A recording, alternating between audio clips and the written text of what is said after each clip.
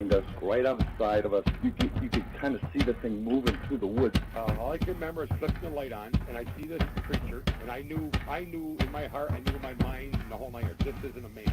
And then this thing walks across the road, takes a turn towards us, and then leaps over a guardrail. Went to look forward, and there was a big black thing, is all I can call it.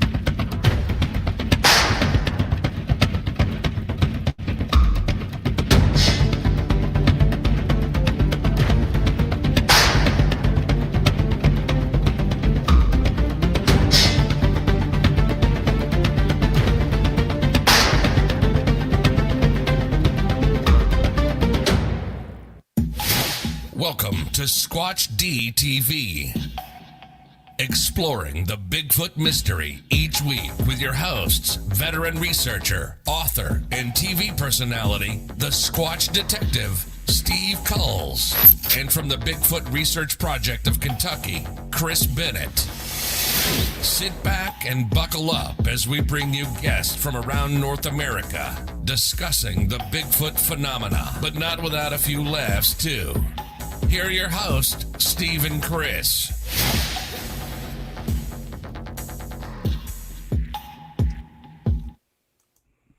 And good evening, cyberspace. Welcome to Squatch-D TV for today's date, May 31st, 2020. I'm your host, your guide, the Squatch detective, Steve Kulls, along with, well, the guy downstairs, Mr. Chris Bennett.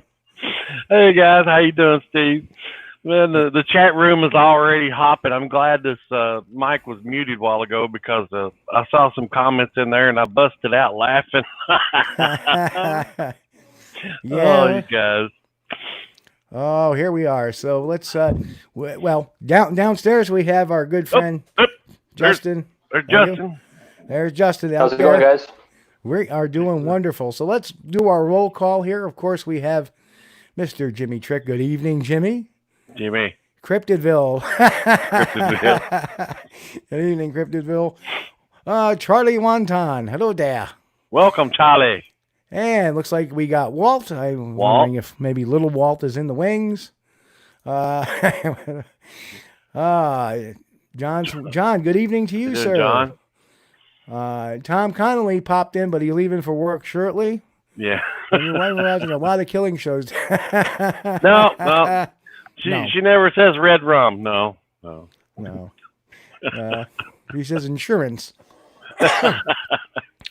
And happy birthday to Mick. Hey, happy birthday, Mick. Steve, welcome, my big buddy. What's going on? Steve. Gentle Giant Steve Cawthron. We got Bob. Bob, good to see you, Bob. Big bad Bob. And of course, Sherry saying hi to Chris. Hey, Sherry. Hey. Hey, it's Billy Crank. How you doing? Yeah, Billy. I know Billy from Scarefest, also from Kentucky. Billy, welcome. Terry, how are you? Welcome. Terry. Dave Houston. Dave, it's been a long time. Miss you, buddy. And he's from down in Texas, obviously, Hey, just by the name of Houston. Oh, yeah. And we got Jerry. Jerry, good to see you, brother. Hi, Jerry. So here we are tonight, and another week of shutdown here in New York with the coronavirus. Some areas are going into what they call phase 2, which means I have no idea. Yeah. I have no idea. But anyway, tough week for the nation. Obviously, what's going on in Yeah. Minnesota, but Yeah. Worldwide. Yeah. worldwide. Yep. Yeah. But we're staying clear from that stuff. Tonight Yeah. we're talking about Yeah. our favorite topic, the topic of the big hairy guy, Yep. gal, the Sasquatch. No politics. No politics. So anyway, with us tonight we have Justin Chernipeski from Mountain Beast Mysteries, and you have to excuse me. I was just on a podcast for almost 2 hours, from 6 to 8 tonight, over on the phone, and Slip as a guest. Oh, wow. So I've been on the mic for quite a time, and Diane thanks us for no politics. Yes, we keep all that blah out of here. But anyway, let's get right to it today with our guest. Let me put the graphic up. There we go. And of course, it brings right back down automatically. All right, back up. There we are. Those are some cool shades, Justin. I like those. Thanks, dude. I appreciate it. Didn't expect that to be the first comment of the night, did you? I'll take what I can get. Well, you do a wonderful cinematography job. I'll tell you, watching your stuff, I was like, wow, look at that. You put us right there, which is really cool. But anyway, Justin, how did you, we've had you on the radio portion, and we have a whole ton of new people since then. And I want to thank and welcome all our new subscribers that have popped on over the last week. And glad to have you aboard. Welcome. But so for the sake, we're going to start over like we never did the radio show before, Justin. How did you get started in this crazy Bigfoot business? Well, I originally started off wanting to get into filmmaking, and I was looking for any kind of idea that would be relatively easy to make for somebody with like no budget. And at the time, my dad had called me with a crazy story of an experience he had on Vancouver Island, where he had him and his buddy were out on a little boat on a lake, and they were fishing, and something was throwing these large rocks into the lake while they were there. And my dad had actually like seen this happen.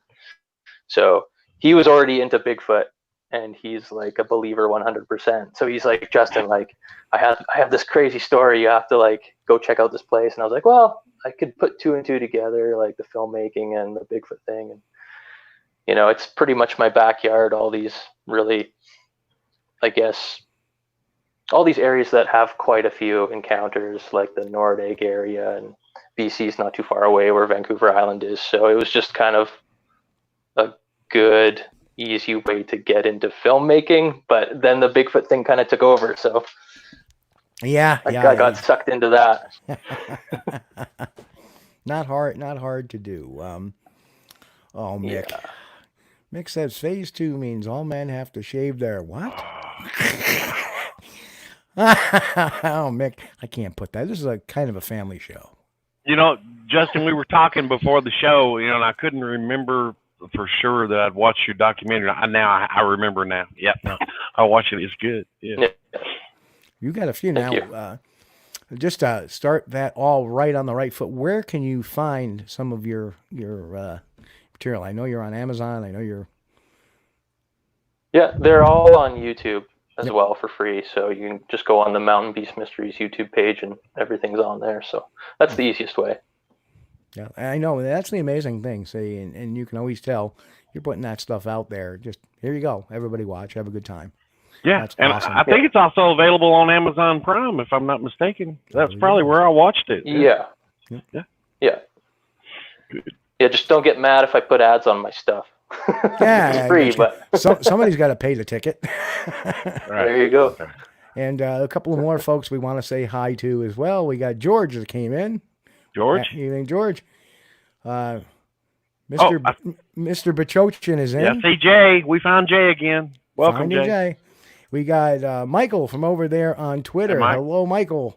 Welcome. B, hello. Hello. Hey, B. And we already had one comment that from Bob saying he's been following Justin for a couple of years, and I'm jealous of his beard. Mine's snow white now.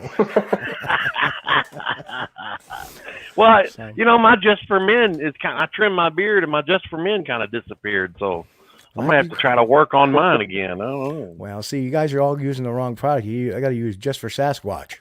That may be stuff, it. that stuff stays on forever. But anyway, so let's see. Let's get into it. Tell me about your first time you went out in search of Bigfoot. What was that like? It was Disaster, scary. not disaster. Well, the first time I went out to like look for stuff was the time where I went out to that lake in that first documentary where my dad was. So I didn't know really what I was doing. I didn't really know how to make a film, like what kind of shots to get. I just went out there and was winging it completely. Good for you. And just knowing in the back of my mind that this is a spot where these like really strange things had happened, I don't know, it had a really creepy effect on me, I guess. And I drove up to the lake, I remember, and it's in the middle of nowhere, like up this logging road in the middle of the mountains. And I had actually driven up there 2 times. And the first time I tried to get up there, it was like the tail end of a tropical storm blowing through. And I remember like a lightning bolt came down probably within like 20 yards of my vehicle, and I was like, okay, this is not going to work. So I ended up driving back to the nearest town, and I spent like 1 or 2 nights there, and then I made a second attempt, and then I was able to stay out there for longer. So yeah. And the whole time I was just freaked out because it's an eerie looking place, like it's remote, and just the woods in BC are very like creepy looking. Yeah. So it had that ambiance. Right. And the woods at night definitely take on a different feel than the daytime too. Even worse. They're creepy during the day. And just want to say, Mick, since he apologizes, he's been imbibing on some celebratory libations today. I'll try to keep it clean, but that don't mean I'm not naked. Okay. Well, that's the beautiful thing about our podcast is I can be naked from the waist down. Nobody would ever know. Yeah. Never know. But I don't want to stick to my chair, so I'm not. Anyway, yeah, I wanted to ask Justin, did you stay out there by yourself at the lake area when you were making this documentary? Yeah, I was alone that whole trip. So, like that would be kind of creepy, wouldn't it? Yeah, it was creepy, and also like I had driven from Alberta like over 2,000 kilometers.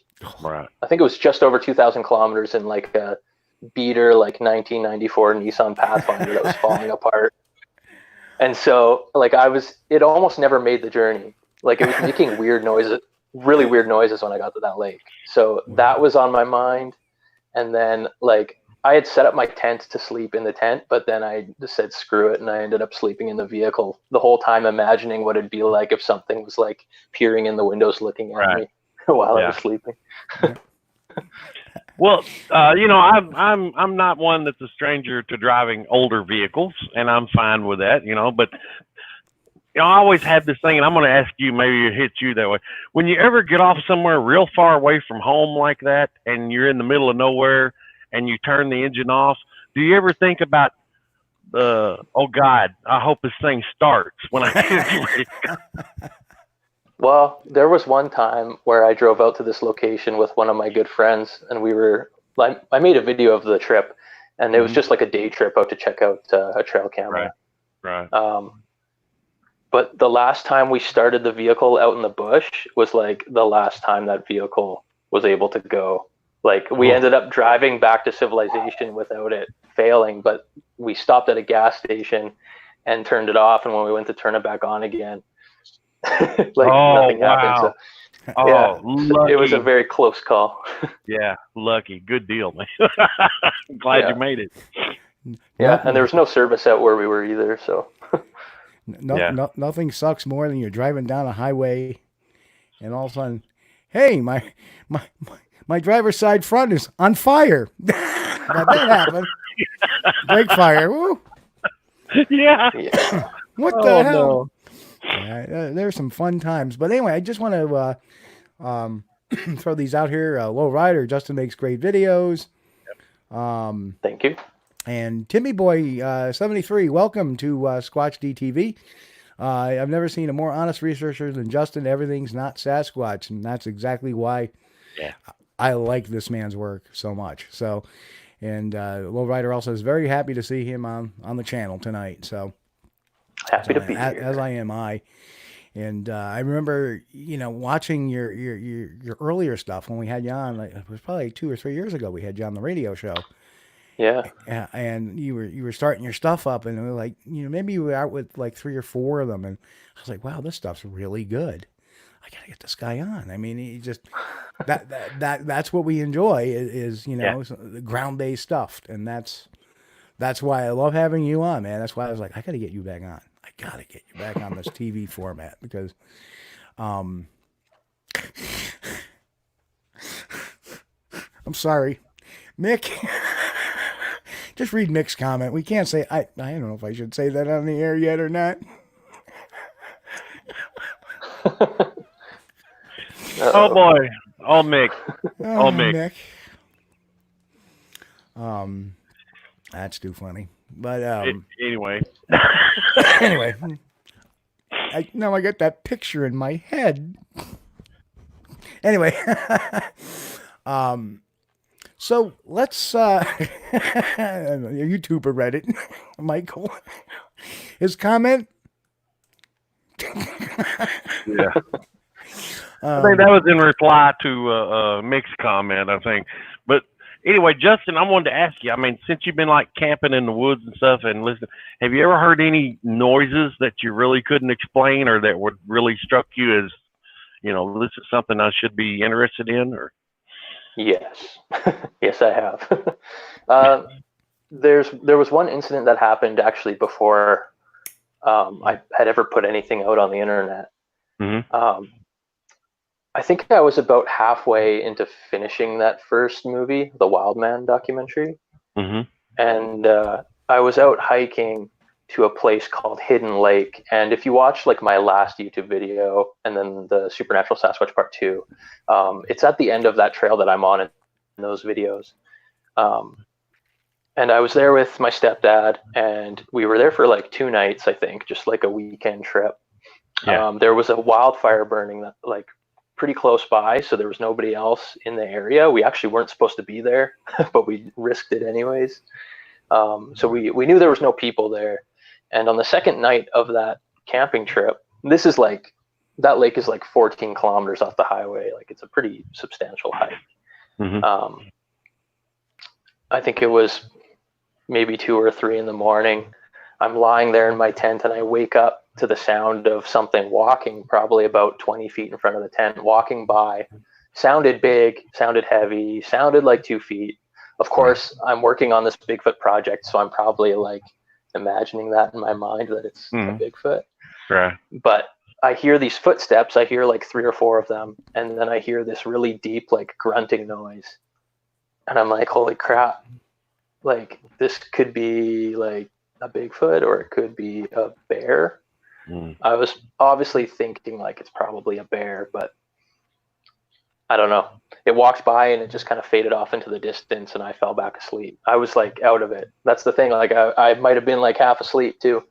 But in the morning, none of our gear, like we made a bear hang with all our food and it wasn't disturbed in any way. And our backpacks weren't disturbed. So it's kind of strange. I feel like if it was a bear, I mean, we would have been able to tell.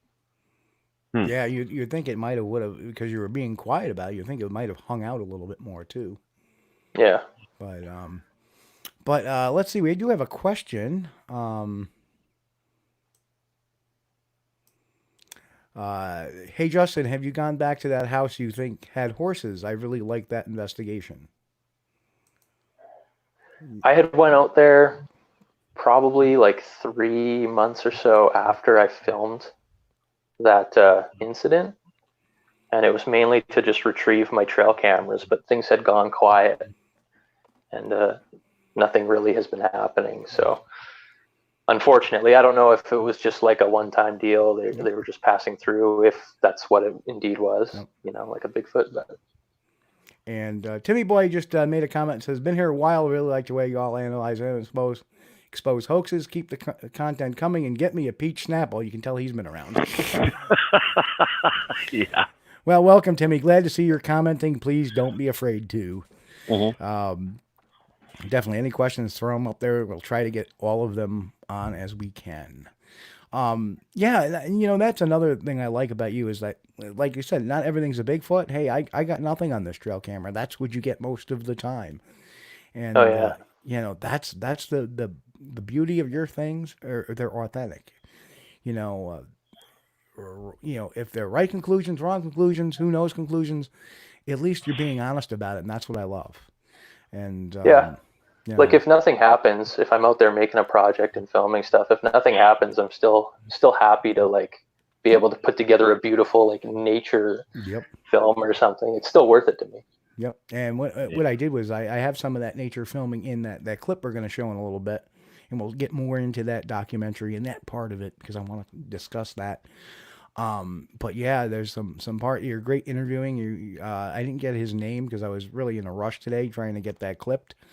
But you were interviewing a gentleman with a mustache, kind of wearing a camo shirt. He was going over some stuff. So I got some of your interview stuff, some of your beautiful outdoor shots. You're using a drone too, aren't you? Yeah. Oh, jealous. I want to get a drone. So OT is in the house too. Welcome, OT. But yeah, so let's talk about a couple of your latest things, and I believe the Paranormal Sasquatch episode 2 or Supernatural. Yeah, Sasquatch? Supernatural Sasquatch. Yeah, episode 2. That's your latest one, correct? Yeah. Okay, cool beans. So let's start talking about everybody in the Peach Snapple comments. Yeah, there's a gimmick commercial I made up, kind of a spoof commercial I made up, Justin, that I play once in a while. Maybe we'll play it tonight because everybody's kind of asking for it, and it has some. Yeah, I need to see this. All right, yeah. So let's just get this out of the way and show the. Want to show the commercial because everybody's. Let's do it. Let's do it. Okay, everybody's clamoring for the commercial. I'm gonna mute everybody and we'll.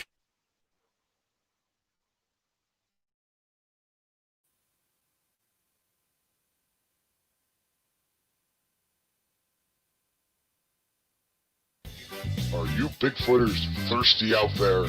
Well, I suggest to get a delicious, refreshing Snapple. Yes, even the most famous Bigfoot rush to the store to get themselves their favorite beverage, a delicious peach Snapple. No need to be cranky when you can just ask your loved one for a delicious beverage. Got it? No, get me a Snapple. And don't be in such a hurry. There's plenty at the store.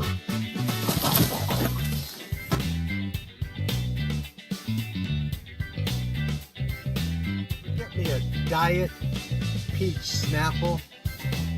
Try delicious peach Snapple. No, get me a Snapple.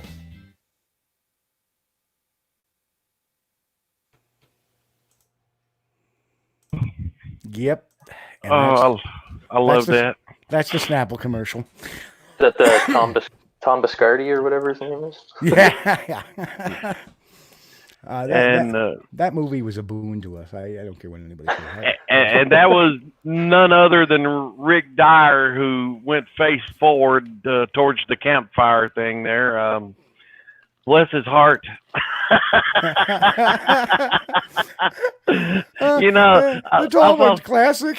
Yeah, I saw something on a movie one time, and I can't remember what it was, but it says, I can't understand 9 times out of 10, when you do something really great, there's nobody else there around to see it. But when you really screw up big time, the world is watching. The world is watching. Oh, man. Oh, God, Nick is still at it. Justin, did they prepare you for us? We seem unruly, but actually we're a good bunch, even though clothing is optional. And the YouTubers are just dominating tonight. Oh yeah, you guys on YouTube, we want to remind you, please, if you hadn't already, hit the subscribe link. I know it's a lot of you guys already have, but we appreciate it. Like, and share. Yep, appreciate it. Thank you. It. But okay, so now we got the Snapple business out of our system. And I'm drinking Pepsi tonight, so. There are nights though I will have a Diet Peach Snapple here, which is kind of funny, just because.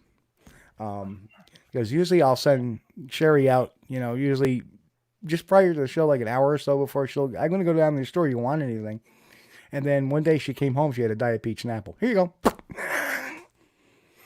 So I've never been a fan of Snapple. I've tried it, but I was raised, I'm a country boy, and I was raised drinking either Lipton iced tea, or in my case, it was probably Great Value brewed tea, that was iced tea.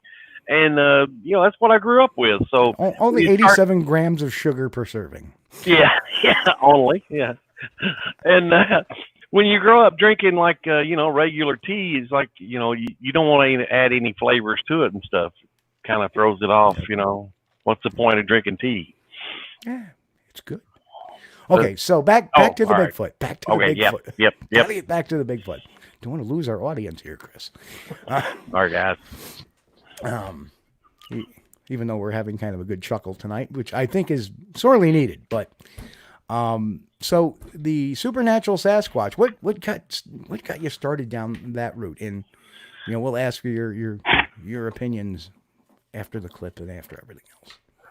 Well, it just seems like within the last 3 years, and I'm sure it's been like going on for quite a bit longer than that. It just seems like there's been a huge increase in popularity on those theories and ideas, which, I mean, a lot of weird cases have come up where things are really hard to explain, can't necessarily be explained by, like, entirely by the flesh and blood theory. So I don't know, it's easy to cover all your bases with a paranormal theory. So right. I don't know, I think that's why a lot of people are looking into it. I'm very open-minded, and I'm willing to explore all the theories because, I'm just looking at it objectively, and I don't know anything about anything. Like, I'm looking for Bigfoot, whatever it is what it is. Justin knows, he's like, I don't want to start an argument here. No, not really. And I am never for telling people they can't believe what they want. And I think I have a lot of scientific kind of explanations for a lot of the stuff. So we'll get into that after, the clip. So so you started down this road doing this documentary, and I caught some bits and pieces of some of the strange, the high strangeness, as I like to call it, because as I've told people, if they don't know and your first time watching, I also am a paranormal investigator too. I run my own paranormal group, and we do ghost stuff, and I've recorded EVPs, seen stuff, been touched by stuff, all that stuff. I'm also a demonologist too. People don't know that, but so I know that there's stuff out there that we can't necessarily explain by normal science. I've found that this creature, though, for the most part, can be, but we will get more into that as what was the most interesting, without giving too much away, what was the most interesting case in this high strangeness stuff that you heard about? Like personally?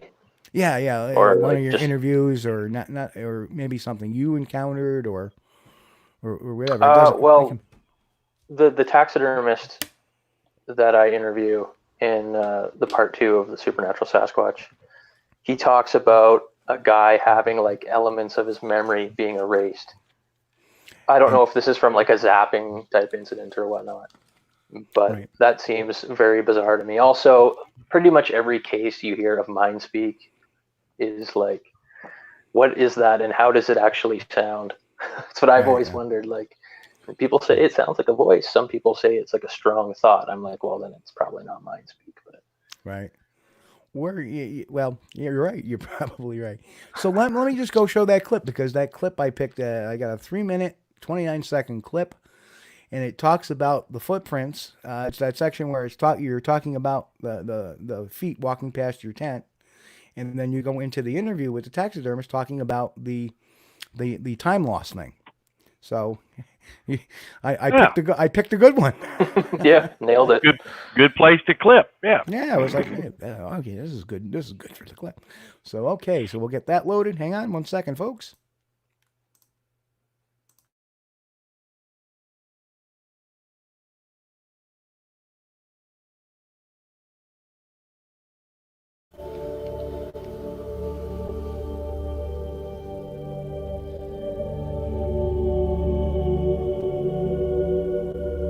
Nordegg has always been one of the best areas to go exploring and investigating the Sasquatch topic. It has a very rich history in sightings and reports, one of the most famous being the 1962 Bighorn Dam incident, where, while constructing the Bighorn Dam, workers spotted multiple Bigfoot-like creatures, observing them as they worked. One of the creatures was reported to be over 15 feet tall. The Nordegg area is also well known for its First Nations history. There's some areas where you'll find Sundance lodges or sweat lodges, and the First Nations people still go to these areas to perform ceremonies every year. It's a very beautiful place, and it's a very spiritual place, and I think that it's the perfect place to be investigating the supernatural Sasquatch.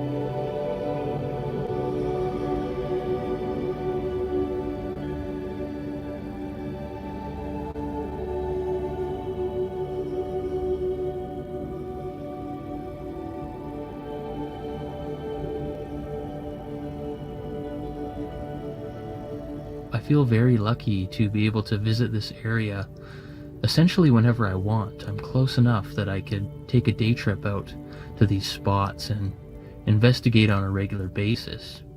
This area I'm visiting is not too far away from an area where I had a very strange experience back in 2015, where while sleeping in my tent I had randomly woke up in the middle of the night and heard something walking past, something that sounded like it was on 2 feet. This is one of the very few experiences I've had that could be attributed to the Sasquatch. I'm hoping on this trip that I experience something similar. I think that you need to step back and say, okay, what is within the realm of possibility first? Okay. Now, if I ever saw one go into thin air, then I would say, yeah, they can do it. I have talked to people who said they've seen that. And one of the guys who said he realized he got disorientated, and he said it appeared, it disappeared, it appeared, and he realized, he said, that snippets of his memory were being erased. Now, I believe that wholeheartedly, and I'll tell you why, is because I saw it happen. I had a hunter in the tent, and there was something outside the tent mumbling. And from what I've been told later, it's what Sasquatch do, and I heard it walking. And this gentleman went outside for a pee, and he screamed the most horrifying scream, like he saw the devil. And he passed out. We brought him in the tent. He had no memory. To this day, has no memory of even getting up. And then he went into the deepest sleep I've ever seen, instantly. But he had no memory of what happened.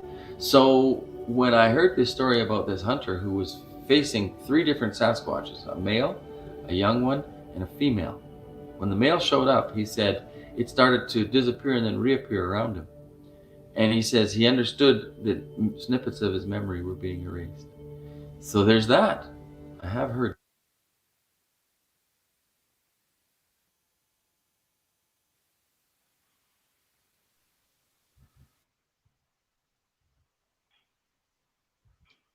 Okay, so there we go. We're all back up. Wow. Erasing memory. Well, we've talked about that before, Chris. Mm-hmm. Yeah. And so, what's what's your take on it, Justin? Have you thought about that long and hard? What could make that happen? Aliens. Aliens. No, I'm just kidding. I have no idea. That's like, the funny thing is with all this stuff, you can easily answer everything by just saying, I don't know, because, you don't really know. But it seems to be something attributed to like that, what people call zapping. Right. And you know. Well, I tend to agree. Or infrasound is the Yeah. actual. We're gonna get mixed comments. That says most supernatural Sasquatch encounters can be explained by biochemical reactions in the human brain, such as pheromones or human emotions, most notably fear, can cause audiovisual effects. True. And something to Sasquatch about just showed up. Hello, welcome. Welcome. I'm thinking. As did Frank. Hey, Frank. Welcome, Frank.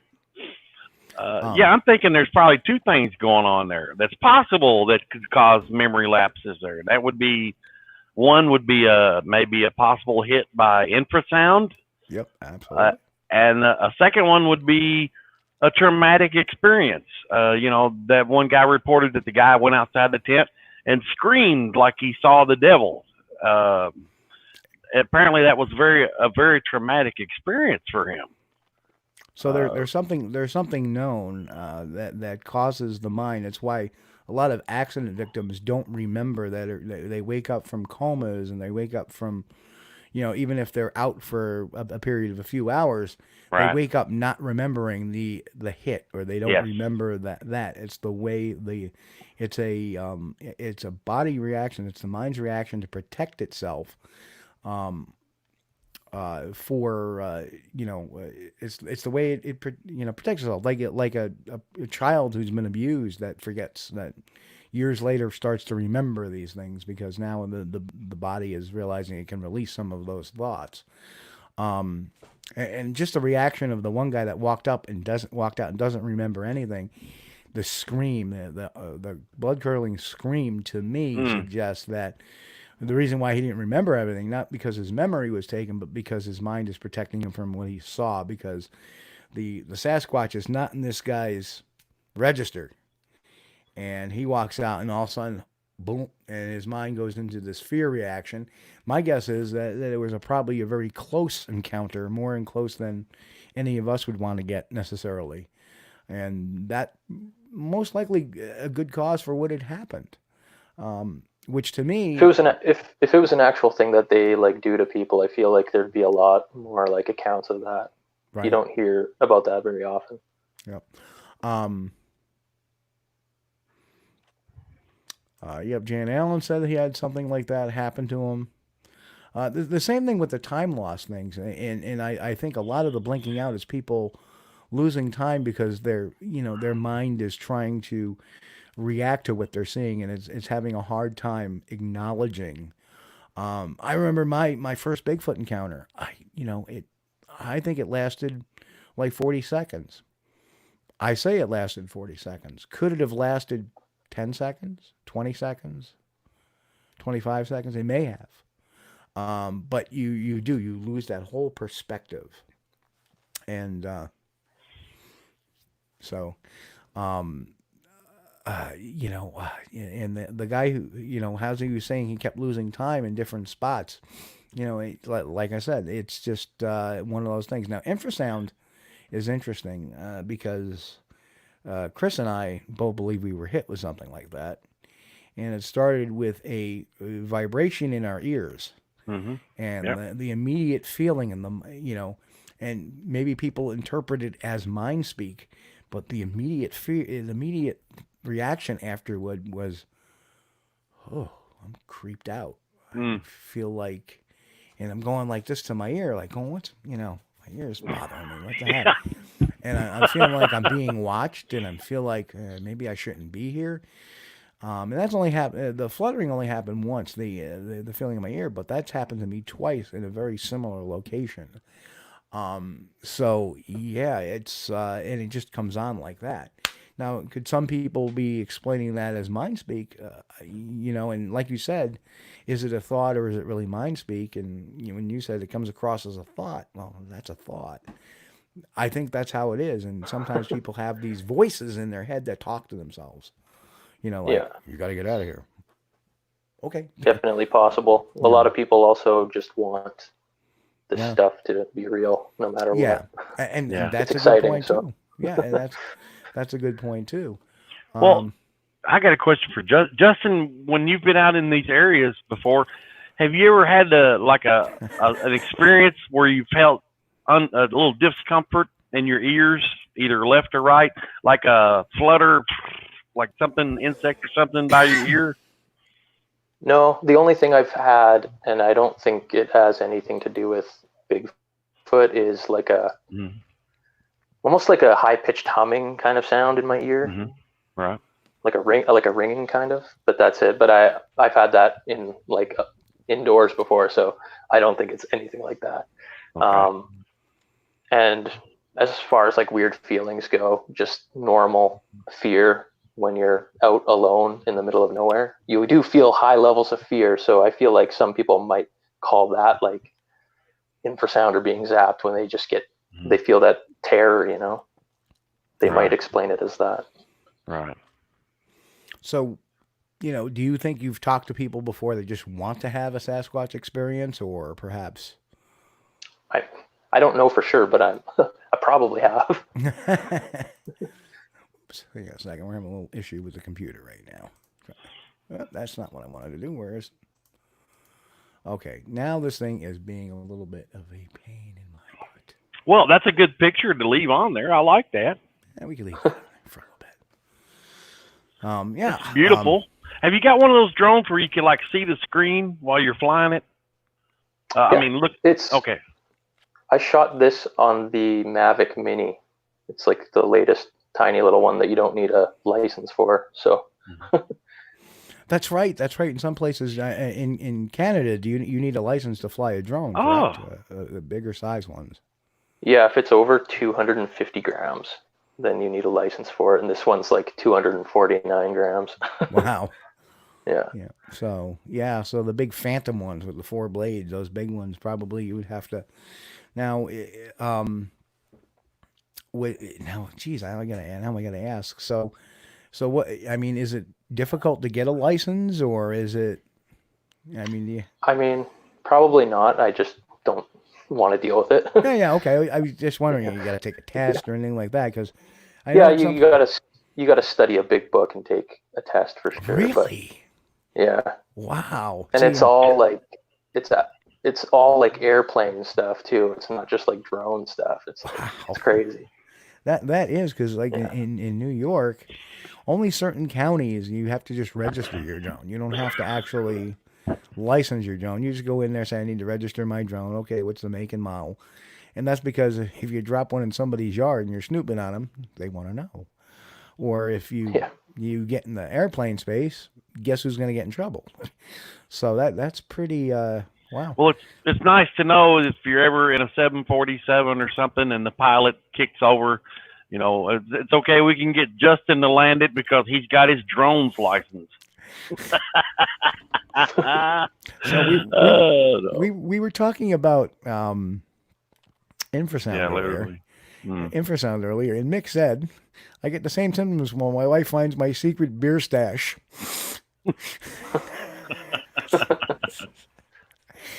Chemical reaction. Okay. And ATL Clutch, thank you. I guess that's short for Atlanta Clutch. I could be wrong. But welcome. Good to see you commenting here tonight, and welcome aboard. You need a certification FAA if you're commercializing your footage. It's interesting. I did not know that. Wow.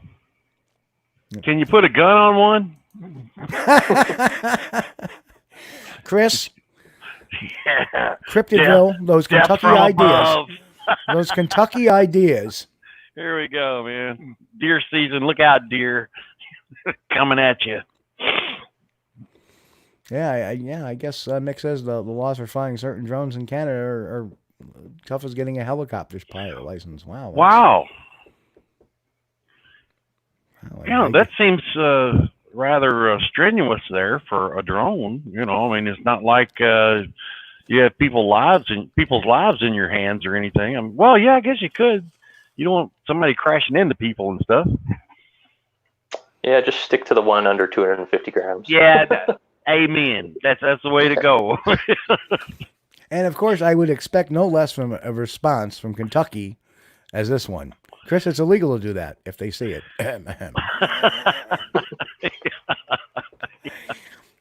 Yeah, I mean, then that gets very interesting because I know a lot of folks flying drones and putting them in videos, and I'm sure they don't have, licensing and stuff like that and a lot of their stuff. Like in New York, I don't know. They just said you got to register your drone, and if you don't, who's gonna? Yeah, I mean, here's the strange fact. I live in Saratoga County. I travel to Warren County. What do I do with my drone? Can I fly it? Can I not? See, in New York you can, but it's just really weird. Well, whatever it takes, because this footage that Justin's got on this video is beautiful. I mean, look at that. That's beautiful. It is my favorite shot. Yeah, it's good. Good job, Justin. That is, how good are they at trying to find a Bigfoot though? That'd be kind of cool. I mean, they do make the commercial versions of some of the Phantoms with the thermal. For a mere price of $5. Yeah. Let me just shovel that right out. Well, a drone would probably be a better idea than a balloon. And that's a subtle dig there, Mr. Bennett. Yeah. Well, not so subtle dig. The Bigfoot blimp, or whatever it was. Wasn't that called the Hindenburg? Yeah. I think they were about the same. They ended up about the same. They both crashed and burned. Yeah. Yeah, they did. So without giving too much away of the documentary, you did go out on stuff. Did you expect? And you don't have to describe it because I want people to see your video. But did you have any strange happenings while you were out during this? Not really while I was filming this one, but I did go out recently to the same area a few weeks ago. It's in my latest video. Okay. And I found something that looks like a track. Like it's quite long, and it's the typical Bigfoot track shape. Right. And after that, I heard what sounded like a really loud rock clack at the creek that I was walking along. That was probably like 45 minutes after I found the track. And then late at night, probably at it was between 4 o'clock and 4:20 in the morning, I saw a weird light in the sky kind of fly over where my camp was. Probably completely unrelated, obviously. Actually, I had a guy message me today saying that he did some looking around at where the International Space Station would be.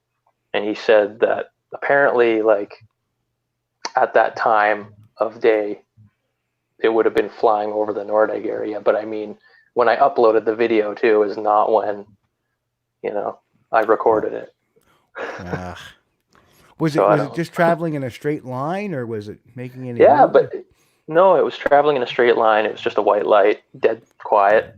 Does sound like a satellite. Does sound like a satellite. Yeah, but it was really low. It wasn't as high up as a satellite or anything else. Gotcha. It was I would say it would be lower than a commercial plane. Okay, so it's hard to tell in the video, but it's something where you had to have been there. Size of a quarter, size of a dime by the naked eye, or not that big. No, interesting. Yeah, I've been out here in my own backyard and seen a satellite juke over once. I was like, oh, look, a satellite.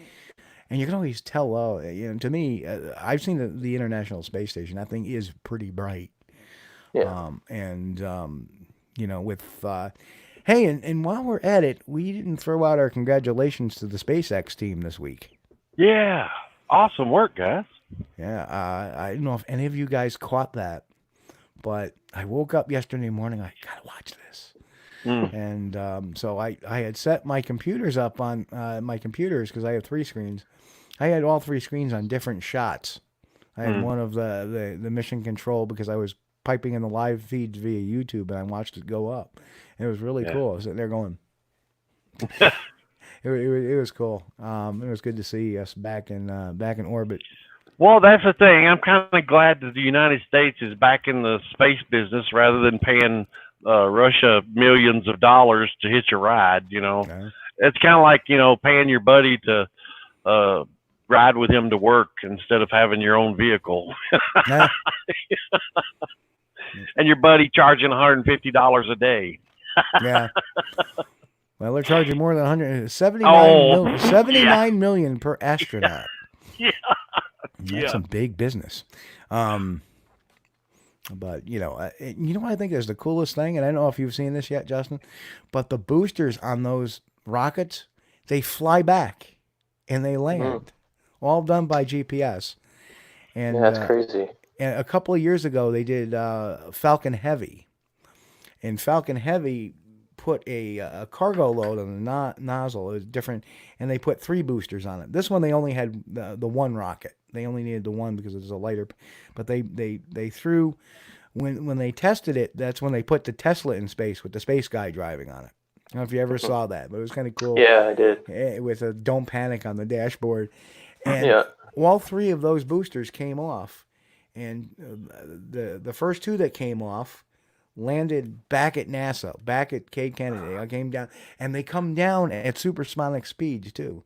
Like they break the sound barriers. They do a burn as they re-enter, so they don't burn up. So it causes them to come into the atmosphere very slowly, so they don't burn. Then once they're through the atmosphere, they shut off for a little bit, and then they let them fly, and they come down like 2 arrows. And then all of a sudden they get to a certain spot and they light up again with just one thruster, and it slows them down to where they just go boop. And that's it. They're done. They shut down and they're done. Wow. And the cool thing is, like, they see them and then you just can hear with a sonic boom, and then they land. And then the third one on the Falcon Heavy landed on their drone ship. So it landed out at sea on the ship. Well, this one, they missed the actual landing because they lost the feed as the ship was as the rocket was coming in. And I bet you it was the sonic boom that probably knocked the video out for a second. And, you know, because when the video lost, and then when the video came back, it was sitting there still smoking a little bit. And it's the coolest things. I just can't get over how funny the spacesuits look, though. They look like crappy Halloween costumes. What do they look like? They look like Speed Racer costume. Remember Speed Racer? Yeah. You're probably too young. Chris does. No, I've seen it. Oh yeah, go Speed Racer. They look like Speed Racer uniforms. You know what? Yeah. But they sure look a lot more comfortable than the bulky. Oh yeah. So, and the other thing is the launch from the capsule. It looks like a smooth ride going up, and it's amazing. Somebody sent me a shot of what the space shuttle's control panels look like. They have buttons everywhere, and right. And then you see this thing. They have like 3 big touch screens and buttons, and they're running it on iPads, dude. Yeah, it's just wow. And then if they have any problems on board, they can remotely move it. It's just, and that's what they said, that once they got into position with the International Space Station, they hit a button and it just autopilots itself right in. So wild. The $50 question came in. I knew it was coming. I knew. Yeah, and Justin, you can answer that or not, but if you look in your private chat, you may see a question just above OT, the next to last question there. If you want to go answer that or you want to stay out of that, I completely understand. I mean, yeah, I don't like to talk about people, so yeah, we not yet. Not yet. I mean, there might be a day that comes along in the next little while, but yep. There may be a day we go there, but probably not today. Okay. Yeah. Yeah, a little time. And trust me, when we go there, we'll be all. And Mick had a good comment there for Justin. Steve, it's up about, I don't know, at the top of the page now from where we're at. Mick says, yeah. There you go. It says, Justin, I saw one of your videos and you went to a lake area, which is difficult to get to. That was interesting, but I don't think the stick structure there are Sasquatch related. I wonder if he's referring to the Wildman film where I'm at that lake on Vancouver Island. Right. I did find like a weird stick thing in a tree, but could have been anything, and that was literally like my first day out there, so I didn't know what I was looking at. Yeah, and that happens, you know. Yeah. Well, what are your opinions on stick structures, Justin? Do you think that some of them may be man-made and some of them may actually have a little validity to them, or what? Well, obviously we can't say that they're made by Sasquatch until it's actually witnessed. Mm-hmm. Yeah, right on. It's kind of like the crop. They're like the crop circles of the Bigfoot world. Yeah, I know. Everybody. Mike has asked me, have I been out doing my own research this year? A little bit, not yet ready to film, getting very close. The problem is I'm having with my research areas is that they have been prematurely inundated with people because of COVID-19. That's how people are getting out early. And literally when I went there in mid-April, when the weather broke, okay, got some nice weather coming in, got 40s and 50s and sun. I went there, and it looked like it was Memorial Day weekend. It was so bad. I've never in my life, in 20 years of going up there, even on Memorial Day weekend, 4th of July weekend, which I'd gone up there during those times just to enjoy the air, not to do research. There was 2 forest rangers there. And in my days, I've only seen 1 forest ranger in that park once. In the first 13 years I was there. And there now I see 2. And there was literally 100 cars parked along the road as you're getting in. And then as you're going down the hill, the camp I usually use has about 8 cars in front of it. I go down to the lower camps, and they have about 20 cars there. And there's people walking up and down the trails, and I was like, there ain't nothing I can do here. Yeah. And it's that time of year where the other area, research area 2 I go to, that does not normally dry out safely until about June. So we're right about the area where I can start getting into research area 2. I'll take a peek at research area 1, but I don't have high expectations. I may have to wait till the fall to get to that area. But as far as that's concerned, yeah, we're going to start on research area 2 probably sometime this month. And I'm also going to be doing very shortly a virtual tour of historical Whitehall Bigfoot sightings real soon as well. So I'm going to be doing some shooting for that for the channel. Other than that, nobody has really reported much since, despite all this activity. And I think that's because you got to understand that, you know, especially in Research 1, this is the time I believe they come back from the Green Mountains is in April. And now the woods is being inundated with people.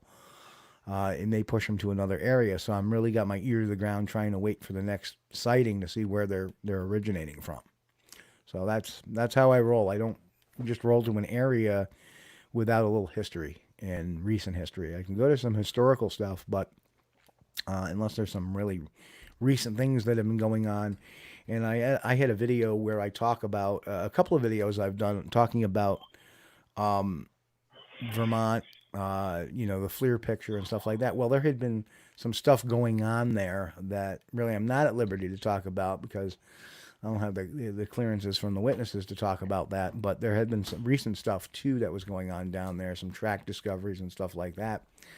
So, you know, I went down there, and obviously we got the FLIR in 2013 and then the following year. So I try to go in spots that have historically been good in sightings, but where there's some recent stuff going on, because then I know it's heating up again. Because you can go to a hot spot, but if it isn't hot at the time, it's kind of wasting your time. And I always believe that, you know, my first 5 years as a Sasquatch researcher, as anybody should, you should be burning a lot of miles and looking at stuff and getting your boots on the ground and learning. Once you get to that salty, when you become an old fart like myself, and Chris is that's when you start to say, okay, I'm going to move a little slowly and a little more smartly, because if something happens, then I'm going to roll and we're going to hit it hard. but I still have my little blinds and my little areas that I go to. That I check out once in a while just to say, okay, anything going on? Nope, doesn't look like it. Off to the next one.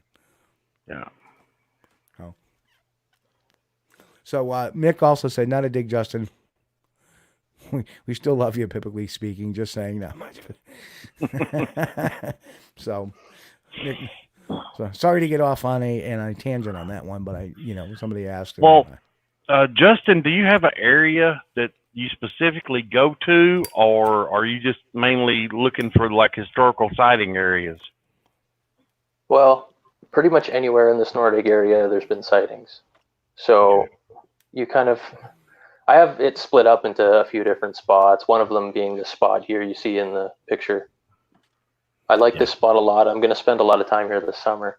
Nice. But also the spot I was in last summer where I'm going to be shooting the Quest for the Wild Man series that I want to do. That big, vast valley that's like tucked away in there. Nobody goes there really.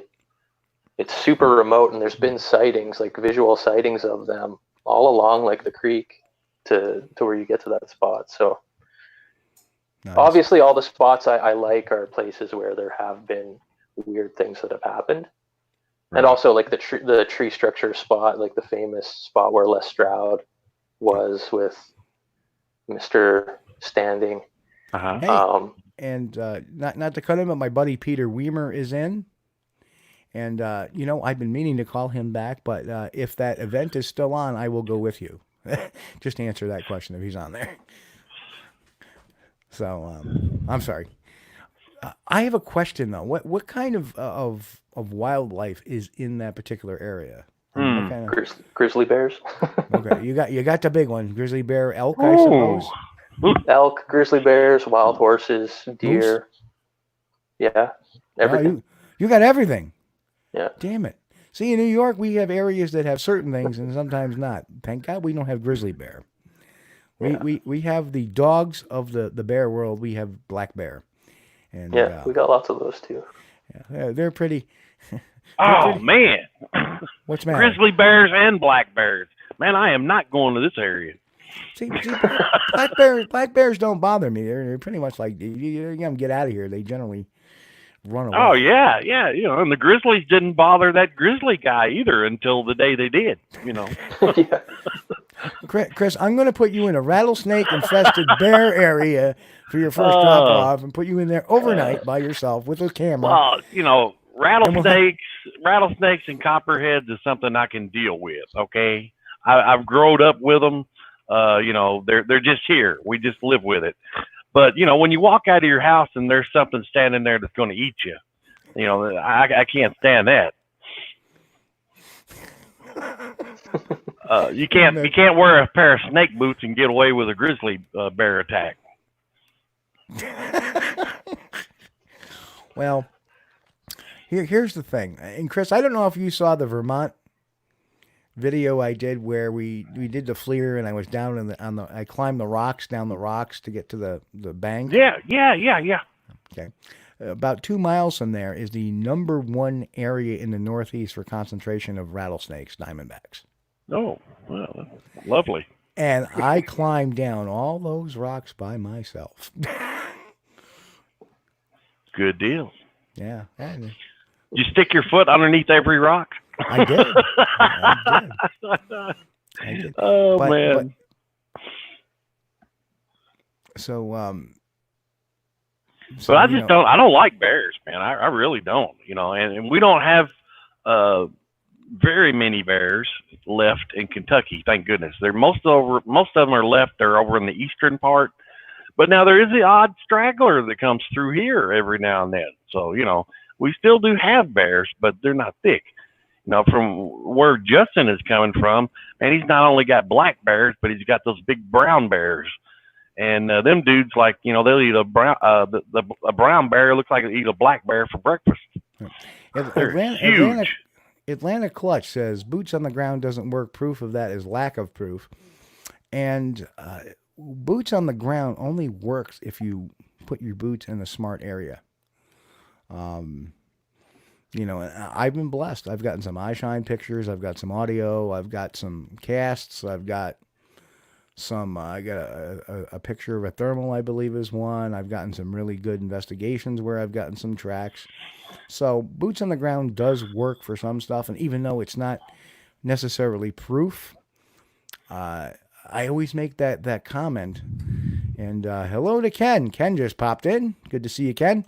Welcome. One of the more important things I feel you got to do is that we got to stop fooling ourselves. We're not scientists. So whatever we get is not going to be proof. It's going to be evidence. And there's a difference between evidence and proof. And if you can bring enough corroborative evidence to science, then they can turn around and either find proof in it or find the proof to back it up or dismiss it. So my job as a researcher should not be to find, I'm going to bring the proof that Bigfoot exists. You're not going to do it. You're not a scientist. Only a scientist can prove something in this society today. You know, that's the bottom line. We as researchers, I believe, Atlanta Clutch, is that our job is to gather evidence and pass that to science. And we need to do that in a very expeditious, cautious, and conclusive way. And to do that, you know, you need to use proper forensic collection technique.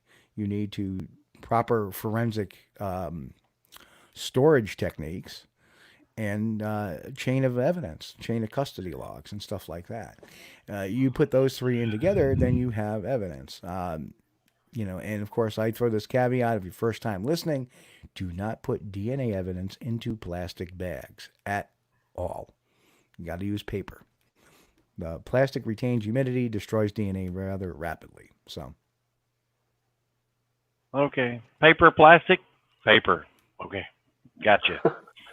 and you know, boots on the ground, no meaningful observation, only great stories. No, not true. Not true. Yeah, you got to have boots on the ground to collect DNA evidence. Oh, there you are. And if you get a good shot of DNA evidence, especially today, since we have this environmental DNA thing, man, that could do it. Yep. It could very well do it. Yep. And Timmy Boy says better let them come to you, or just walking around. And I agree, Timmy. But Atlanta, if we're going to sit there with no boots on the ground, we're not going to collect anything. It's kind of like saying, well, I want to win the lottery and not buying a lottery ticket. You know, you got to be in it to get it. If you're not, then you're just a standby person. You're just somebody watching. Now, I've never been a great one to tell a lot of stories. Have I had a couple of stories? Yeah. But the beautiful thing is my stories are backed up by other people that were there, and that's important. Evidence, you know, people witness corroboration teaches us. Every time we go out there, we observe something, observe a behavior. That should be noted. That should be thought about in context of why this behavior is occurring or how this behavior is occurring. That is how you investigate. So you don't investigate by sitting there and saying, oh, somebody saw something, I'm going to go out and interview them, when it's a home range activity and the potential of recidivism is not going to happen. But if I get something that sounds a little violent, a little aggressive, like an escort, somebody getting screamed and roared at, wait a minute, that's more of a territorial thing. Now I start pinpointing those more aggressive sightings. And guess what happens? Chris, you know what happens, because I've actually put that to the test in your area too. Mm-hmm. And Chris took my information, put it on a map, and he went out and had some experience of his own and learned some stuff.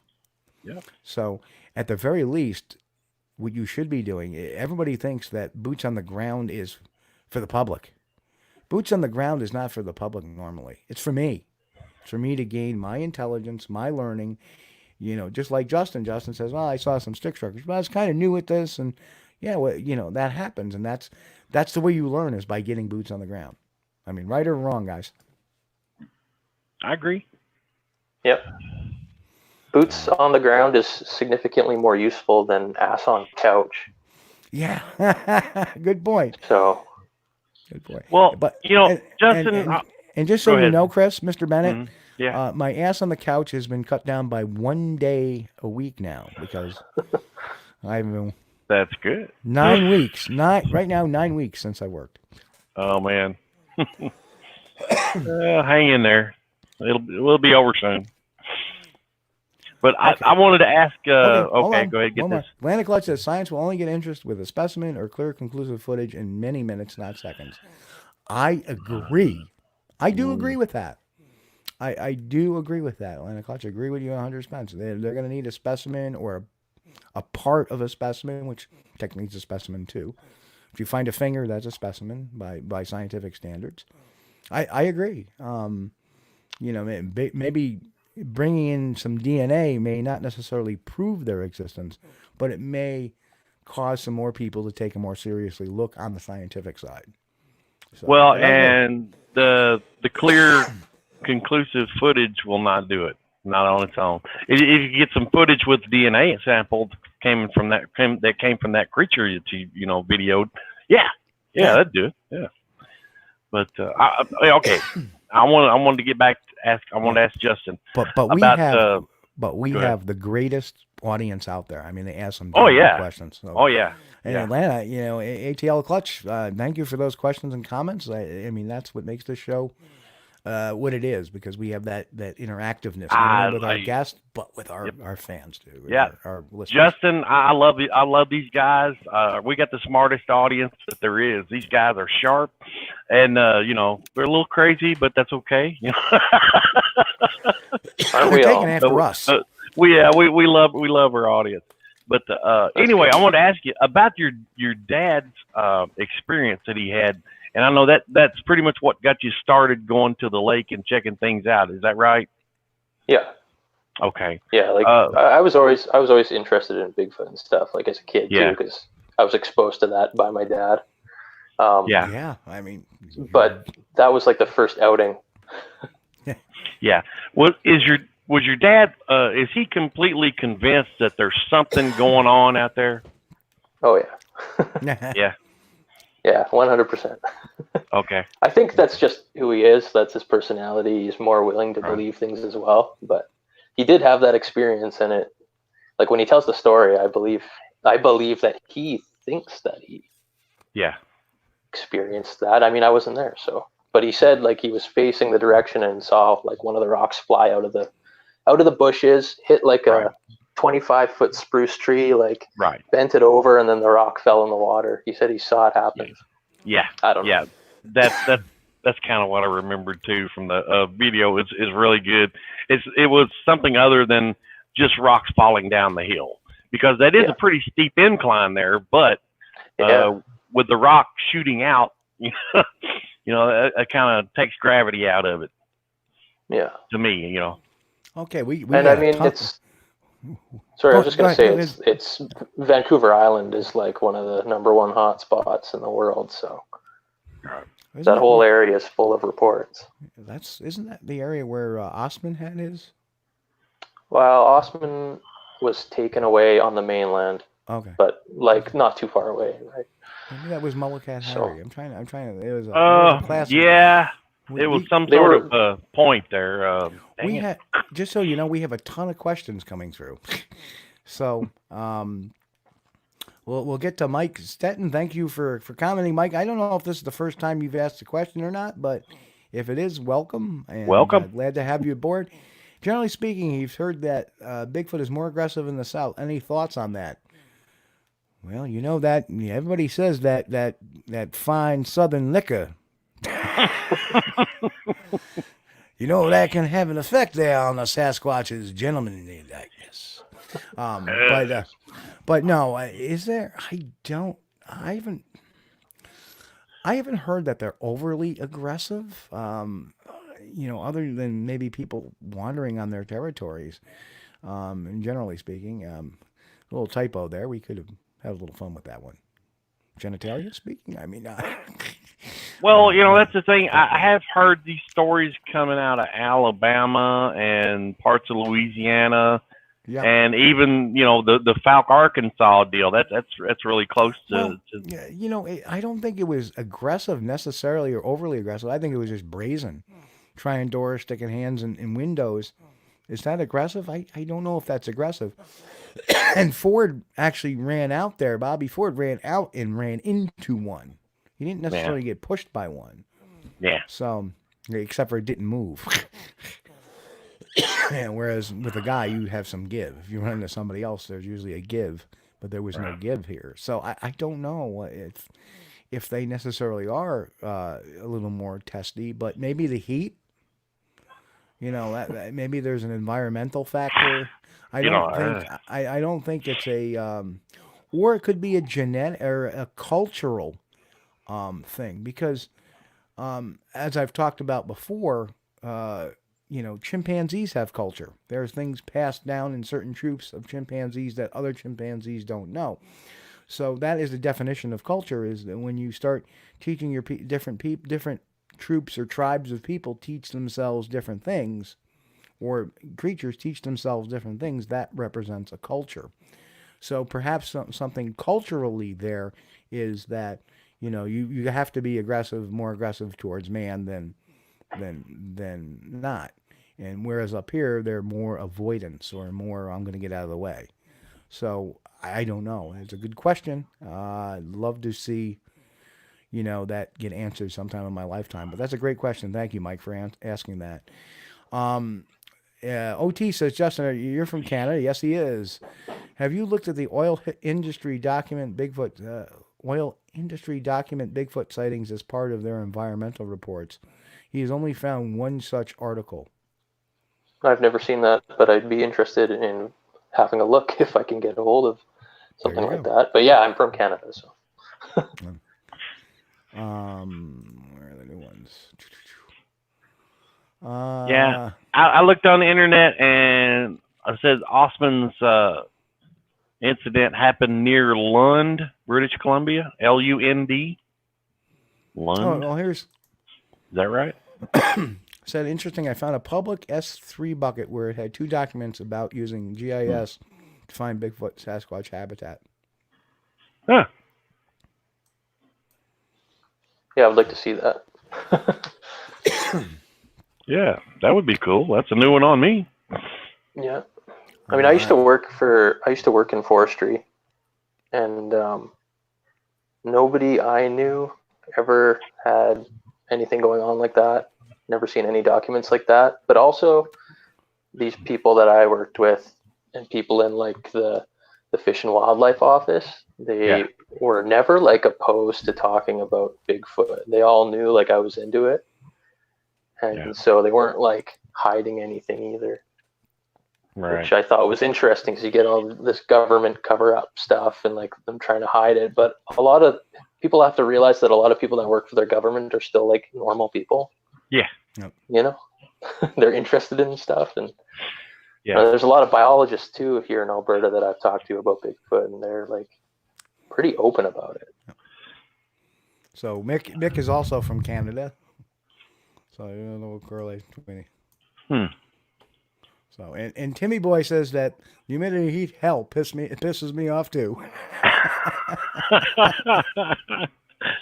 A lot of people say that these southern Sasquatch or southern Bigfoot, they don't have a bad attitude, but I'm from Kentucky here, and the experiences that I've had, which I've not talked about much here, but they've been pretty calm. There's not been any threatening behavior or whatsoever. So, I guess our guys are pretty well behaved. I don't know about them anywhere else. That's because of your gun laws. No, I'm just kidding.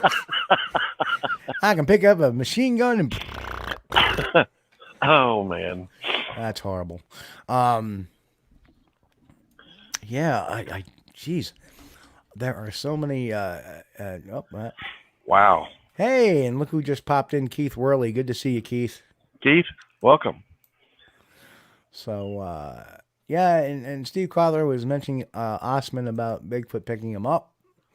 And that could be kind of an aggressive behavior, I would think. Yeah. We're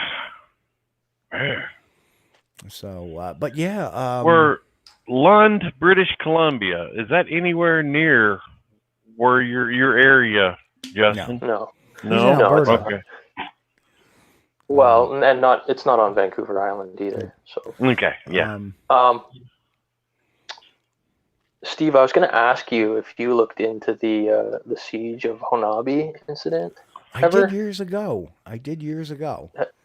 And have you found anything interesting about that? Because I was thinking, like, in that case, they shot one of them. Apparently, well, they shot at one of them. Yeah, but also there were multiple creatures, and they. Yep. Well, here's from what I read, they took one that was hit and carried it off. But then you hear people saying all the time that, like, if you shoot a Sasquatch, they're going to go crazy and get really aggressive and kill you. I don't know. That's a good question. Makes this correction. The Albert Osmond story occurred on Vancouver Island, northeast area, not in the mainland of Canada. That's not true. Okay. I don't know. It was near the Toba Inlet, which is on the mainland. So let me ask you this question, and I'm going to get the debate killer right here, because behind me I have On the Trail of the Sasquatch by John Green, which has a big thing about Osmond's case in there. So okay, I found it is Toba Inlet is where it occurred. Toba Inlet, yeah. I don't know where that's at. I know it's in British Columbia, but I don't know. Okay, let's see here. Maps, Google Maps. Here we are. So let me, wow. That whole thing just threw me off, so I just lost my train wreck of thought, as usual. And no, it is not on Vancouver Island. It is on the mainland, as Justin said, yes. But, we're talking 30, 40 miles here. So now, the siege of Honabi, as they call it, the siege of Honabi, it looks like Honobia, but it's actually pronounced Honabi. I did have a chance to speak to, via chat, the actual main guy in that. And he said it was a lot worse than what got portrayed in the BFRO telling of it. They had nightly the creatures stomping around on their porches and rattling windows and doors. The gunshots they were firing weren't scaring them. And what they realized was and this makes a hell of a lot of sense, is that they believed, and this was not only witnessed by the family that lived there during the siege. I'm going to keep his name out of the mix because it's been out of the mix for a number of years now. But two BFRO investigators went down, and they confirmed what was going on. They could see what the family was going on. So everybody on that page kind of agrees. Where the disagreement occurred is that the family felt that the BFRO investigators were too scared to do anything. And what they wanted was expert advice on how to get rid of them. And what was happening was not only were their deer lockers being raided, but they were firing shots at them when they would see them, and they wouldn't move. They would stay there. They would stay put. And that was because they believed that what the gunshots meant to a Sasquatch was dinner bell. Because usually when they hear a gunshot, game was dropped. A hog, a feral hog, a deer, whatever.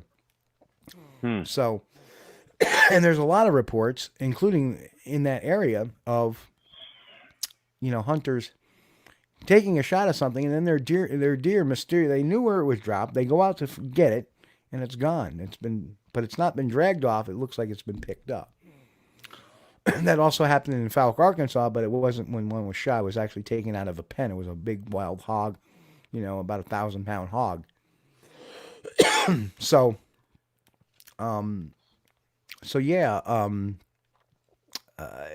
That's the story I heard. And I think the reason why they weren't afraid of gunfire was because it meant the dinner bell to them. And I think if you think about it, Sasquatch is probably observing us a lot more than we're observing them. They're naturally camouflaged. They move quick. They are smart. They have primate brains, which means they think, they forward think, they problem solve, they abstract think.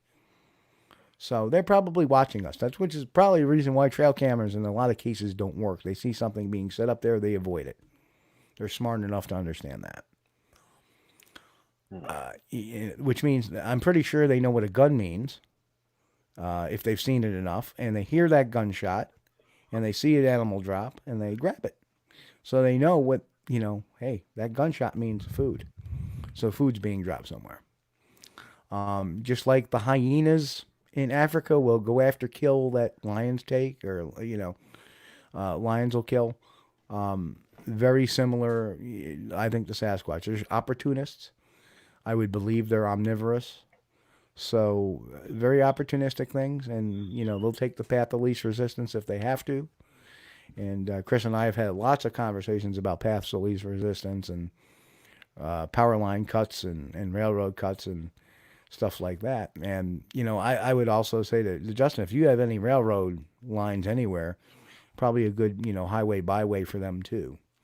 Yeah, well, the Ruby Creek incident back in the day in British Columbia took place along a railroad track, or like right next to one anyways, where they had barrels full of fish, this family, and they were being raided as well. And the family escaped down the railroad to get away from this thing. So yeah, that's one of the good old classics. yeah. Yeah. Well, that Honobi thing, that sounds like Ape Canyon and Fred Beck incidents, what it sounded like to me. The Honobi, what was it? The siege at Honobi. The siege of Honobi. Yeah, that sounds like the siege of Ape Canyon all over again. Less violent. So right here, and this is an oldie but goodie. On the Track of the Sasquatch by John Green. Yeah. That is old. Wow. Yes, it is. So I'm just trying to get to Albert Ostman's account right now. He kind of combines the chapter with William Rowe. So I got to find the actual Ostman portion. There we go. Yeah, Justin, I've got this thing. I want somebody to make a movie about Albert Ostman. I would love to see the Albert Ostman story. Anybody, make it. It would be so good. And I think you could probably do it in an hour and a half, probably, I think so. Definitely. There was an old episode of, it was a Canadian TV show where they recreated the Albert Ostman encounter, which was kind of cool. I can't remember what it was called though. I think it was like, it slipped my mind. I can't remember, but it was interesting. Oh yeah. Okay. So here we go. We're gonna answer this a little bit about Ruby Creek. Yeah, Mike, you're the deer. You're right. The at Honabi, the deer were attracted to the area by snow peas, which attracted the Bigfoot to the deer, and that is correct. That is the same story. So, okay. So according to this, what Ostman says is, I have always followed logging and construction work. This time I had worked over 1 year on a construction job and thought a good vacation was in order. British Columbia is famous for lost gold mines. One is supposed to be at the head of the Toba Inlet. Why not look for this mine and have a vacation at the same time? I took the Union steamship boat to Lund, British Columbia. From there I hired an old Indian to take me to the head of Toba Inlet.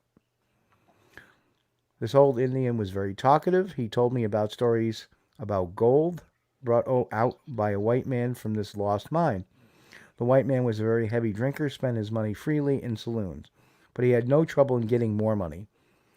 He would be away a few days, then come back with a big bag of gold. But one time he went to his mine and never came back. That's interesting. Some people said a Sasquatch had killed him. Also very interesting. At the time, I had never heard of Sasquatch, so I asked what kind of animal is called a Sasquatch.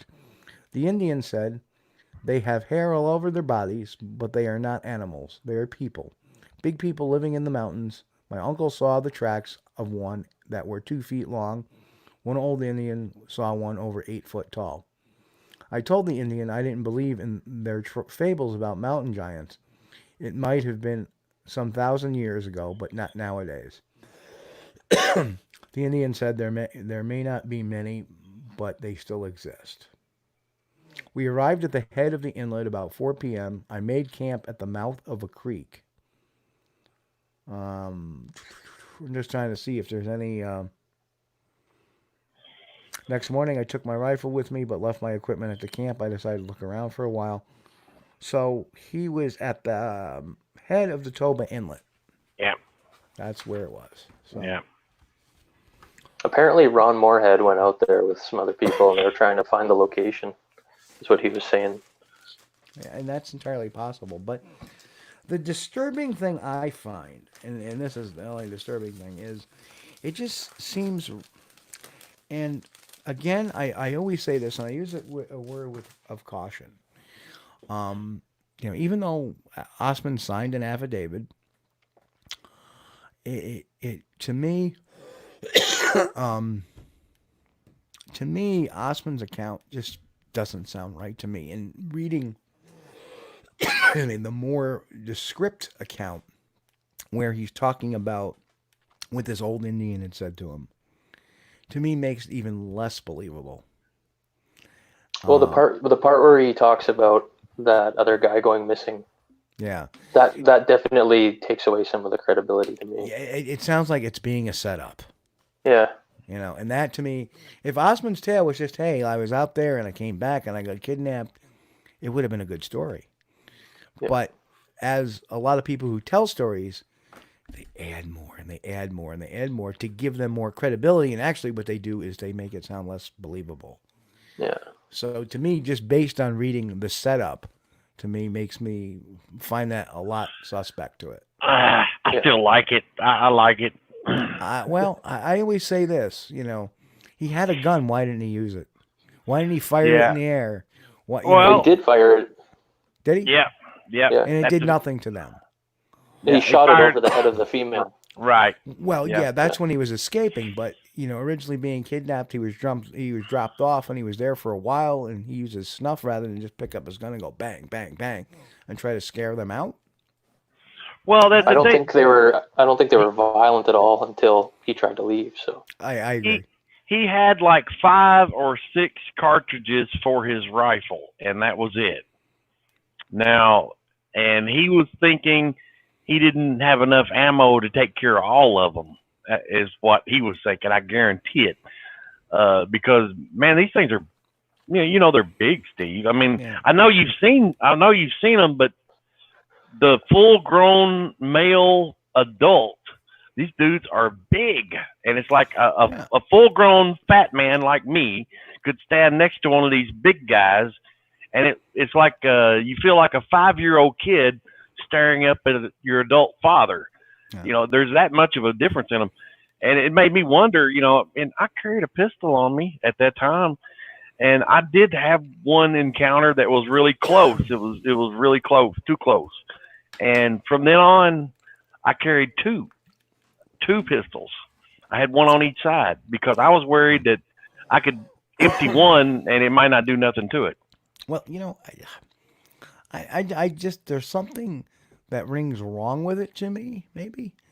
Like him grabbing in his bag, him in his sleeping bag, and he had all his gear in his sleeping bag. He had his rifle, he had his snuff can. That is suspicious. Yeah. You see, and then you add that fact with the beginning of the story of him talking about a man that was allegedly killed by a Sasquatch, and he was told that by this Indian who took him there, well, a man was killed by a Sasquatch. I agree. That's and then suspicious. all of a sudden, I've never heard of Sasquatch before. What are they? And then, and then you get this description. Yeah. It sounds awfully like a setup to me. It just sounds, and then they get kidnapped with all your stuff. That's understandable. But, I could still go out on a limb with Mr. Ostman and believe that he had his gun in his sleeping bag. Because if I was asleep in that area with all those brown bears, you can bet I would have my gun in my sleeping bag with me. I guess my heart wants to believe in it, but my my brain is telling me, be cautious, be cautious. And that's the problem with a lot of folks is, they wear their hearts on their sleeves with a lot of stuff when it comes to the classic stuff. Yeah. And, because the classic stuff now becomes like the legend, and you don't want to tear down the legend. I'm not treating this story like... No. I'm not saying you are, but there's a lot of people that would get very, very mad. I'm going to have to check my email real quick because somebody just... It's just one of the classics that I really like. As far as, to me, it sounds right. And, there's a lot of the descriptions that he described that would be hard to somebody eating the roots of these grasses. Okay, that's a real primate thing to do. They would be eating the roots of grasses. And so little descriptions like that kind of add credibility to it, to me. Yeah, so I'm going to pull up something that... Let's see what we got. I wouldn't mind going up in that area and checking it out.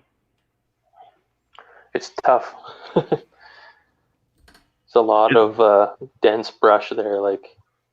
Pretty dense. A nightmare, probably. Yeah. Oh, great! That's all I need: dense brush and grizzly bears. Yeah, lots of grizzly bears. Hang on, I'm going to... I don't know why I didn't think of this in the first place.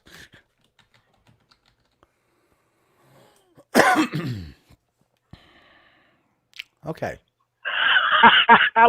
Lowrider said Osman's snuff may have been laced with acid. Oh, no. That's a thought. What are we looking at here, Steve? This is a Trans Mountain Pipeline, volume 5D, blah, blah, blah, blah, blah. And I this is just really quick. So, obviously it's going to take me a little more time to delve into this. All I'll do is I'll PM these documents over to you tonight too, Justin. Yeah, that'd be cool. But right here it says plate 5.14, 0.1.4-5. Broken and twisted branches are evidence of Sasquatch presence at RK 124.6. This reminds me of the Columbus Day documents. Yeah, it could be. Remember, there was like a forestry handbook that they apparently gave out. Yeah, and this reminds me of that. Yeah, and there it is. Oh, yeah, look. Is that a burial site of a Bigfoot or a burial site of a person? So what I'm going to do is I'm going to take these documents and we're going to start researching into it. We may find something out. And I want to thank OT for sending me these. Awesome. And we'll give them a run because I want to know where these came from. And we'll check these pictures out for where they came from, if they only show up on this document. There is another one, too, that I haven't pulled up yet. And if that turns out to be a legitimate burial site, we'll dig into it. Yeah, and hang on. That was cheesy, wasn't it, Justin? You know what? I'm going to let it slide. Yeah, let's search for this term on this next document and see if we got it. 1 of 1, and see, then there's another one that apparently is coming out, and this is supposedly a presentation on Amazon. Optimal site selection. Okay. Right? And then you see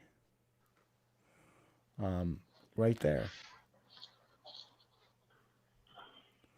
So something, I don't know. Like anybody could make this stuff. Exactly. So we'll take a dig into it, and how I normally do this is I'm going to try to find the exact document, and then see if it matches what we got here. And yeah, because that's how I picked up that suspicious stuff on that last one. Is I found the original forestry handbook, and they took a section of it and they modified it to have a Sasquatch part. Yeah. Yeah.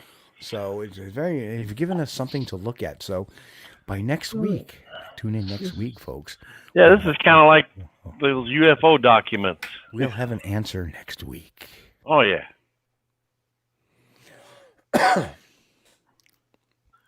So, we'll have to see. Somebody,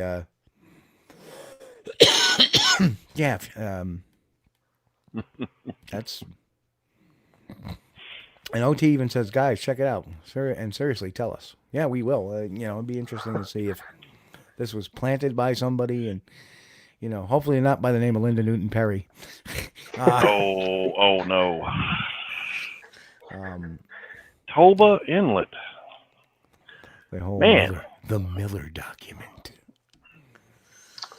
Yeah, and that was actually very smart how that was done, because she took a couple of people.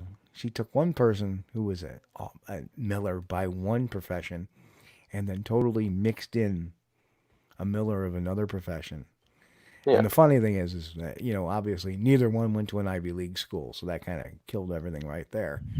But as she would state, and then the other parts of the Miller document, which that was the follow up on finding the bodies, and here's the loggers that found the bodies, and of course they were stolen out of a newspaper article. Was that the Justin Lund photo? Yeah. Well, it was Jerry Lustin. Remember the Jerry Lustin? Jerry Lustin. Yeah. Here's Jerry Lustin. It was actually a guy by the name of Buzzy Franklin, who, and the funny thing is actually somebody that's a Bigfoot researcher out in the area Buzzy had his diner, said, "Oh yeah, I saw that picture all the time. He had that picture in the diner." Yeah. So it's like, I know Buzzy for years. Too bad his diner closed. He had good food there. It's like. Yeah. Yeah, and then, my uncle grew up on Lockwood Farm where there was no H.A. Miller, according to someone who could look. Yeah, and truthfully, there was an H.A. Miller, but he was a doctor in the late 19th century. He got his degree in the late 19th century. And by 1910, he had co-authored a book or some papers with other doctors. Nothing to do with the Miller that graduated in 31 or 34, or whatever it was she said it was. It supposedly was the guy who investigated this or, dissected the body. And the guy that she's saying it was a forester. He wasn't a doctor or a biologist or anything like that. Yep. So, Mick is taking off. I got to go before I dive in. and he also follows that up with, and stay away from the ballyhoo crap. Yep, exactly. Good advice. Yeah. Yes, good advice. Good advice. Well, we might as well wrap up the show. We've had some great discussion tonight. And I think, Justin, again, we can find your stuff if you search YouTube on Mountain Beast Mysteries. And Justin has some really, really, awesome stuff that's out there. Check it out. He does things with an open mind, which is awesome. So what have you got planned for the future? Well, I want to get out to that valley that I had filmed last summer. That's out in the Nordegg area. And I want to do like a prolonged expedition, something between like 2 and 3 weeks, and just stay out there and see what happens. And then the area I was in the second Supernatural Sasquatch film, I'm going to be taking a lot of trips out there. I like the hike out there. It's not too taxing. It's a little bit long, but it's easy to get to, and there has been weird things happening out there. So, yep, and bring more. Those are the two main areas. Yep, and I would say, definitely keep at it, man. You're doing great. And, thank you.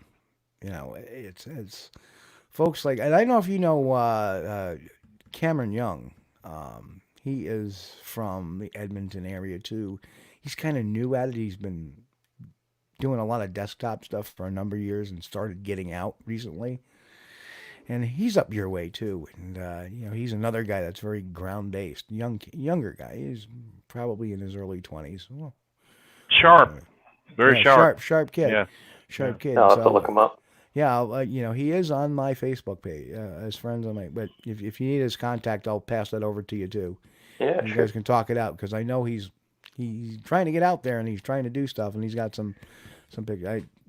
Not really anything, but he's just trying to get into it. So hopefully we can get him hooked up with somebody. Yeah.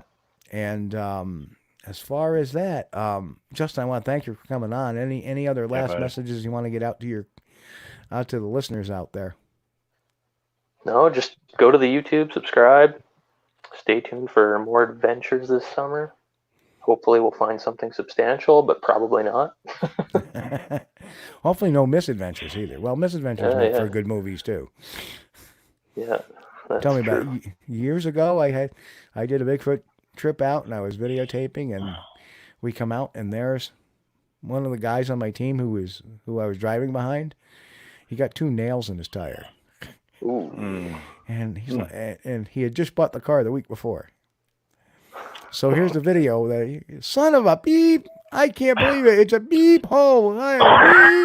Beep, beep. This is some good video.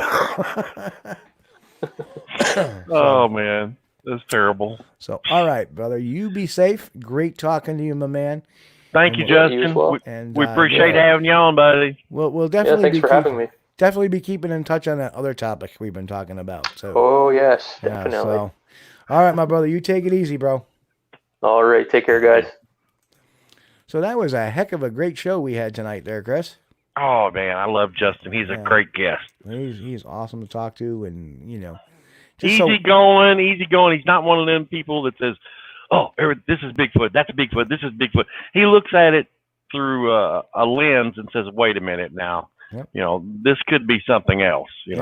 I like that. And he's not one to shut things down either. Yeah. Yeah. And I agree with that. It's kind of funny. I have a friend. Her name is Cookie. It's her screen name. I see her at Winter Parafest. Mm-hmm. I do out in Rochester. Just saw her, and she had this. She wanted to talk to me about this kind of alien attitude about Bigfoot and stuff. And I listened to her, and we listened to her, and I said, "Well, here's what I think." And boom, boom, boom, boom, boom. And I didn't shoot any of her ideas down, but I explained what I thought. Yeah. And she turned around. I was like, "Wow, that was really, really cool," because usually people either shut me down or Justin's on the right track, man. He's not doesn't shut it. He listens, active listener, and doesn't really put in an opinion necessarily. And just, hey, these are one of the things we need to get answered eventually. That's awesome, and not everything is a Sasquatch. Again, awesome. So I don't know what shenanigans we're gonna pull off for next week, Chris. But I will try to get some more videos off this week on the YouTube channel. So yeah. You did that Whitehall, New York, wouldn't you? I did the Squatch stories last Tuesday. I was going to do a couple other things, but I worked on a little investigation that kind of floored me, and I really had to sit back and think about how to proceed going forward. And so, and then dealing with other stuff too, getting some life stuff getting together, all good, nothing bad. Yeah. But so that took some of my time out. Had to do a little man chores and stuff like that. So, but anyway, folks, I want to thank everybody for showing up this week again. Chris. Yeah, thanks everybody for joining us. We really appreciate y'all. And remember, you guys on YouTube, if you hadn't already, subscribe, like, and hit the notification button. Thank you. And don't forget to share, because sharing is caring. Okay, folks. Again, on behalf of us here at Squatch-D TV, want everybody to have a great week. Keep safe. God bless, and of course, keep on squatching. We'll catch you all here next week, Sunday night, 9 p.m. Eastern, here on YouTube, Twitter, Facebook, the World Wide Web. So, okay, we'll catch you all later, folks. Here we go.